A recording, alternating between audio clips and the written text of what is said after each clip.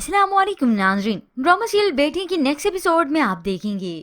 एक तरफ तो साथ जो कि आयजा की बातों को बिल्कुल समझ नहीं रहा कि आखिर वो इतनी चिड़चिड़ी क्यों हो रही है, क्यों उसके वालिद को बीच में ले आती है, और ना ही आयजा तसल्ली से बैठकर साथ को बताती है कि उसके वालिद करते क्या हैं, किन किन बातों के ताने नहीं देते।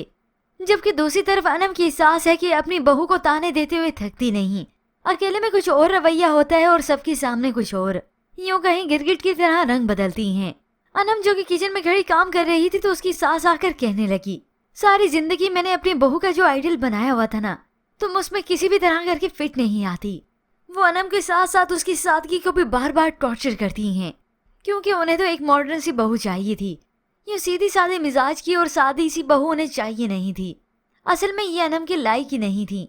अनम की नंद इरम ने ये रवैया देखा तो फौरन से आकर अनम से पूछती है, इरम कह रही हुआ क्या हुआ मामा को, क्या कह रही थी? समझ तो उसे भी नहीं आता कि बीच में गड़बड़ क्या है।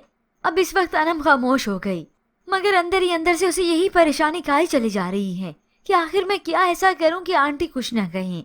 फिर यूं कुछ वक्त बीतने के बाद आखिरकार अनम ने ये रवैया इरम से शेयर कर ही दिया। मुझे मामा का बिहेवियर कुछ अजीब सा लगता है, वो फाइक के सामने कुछ और होती हैं और अकेले में कुछ और। ये सुनकर तो इरम भी परेशान हो जाती है कि मामा ऐसा क्यों कर रही हैं। समझ तो उसे आने लगी कि मामा पहले भी इस रिश्ते के खिलाफ थी, अभी भी उन्होंने इसे कबूल नहीं किया। जबकि दूसरी जानिब दानिश इसी कोशिश में लगा हुआ है कि फारिस का रिश्ता हानि से करवा दूं। इसी दौरान फिजा भी दानिश से कोई बात नहीं करना चाहती।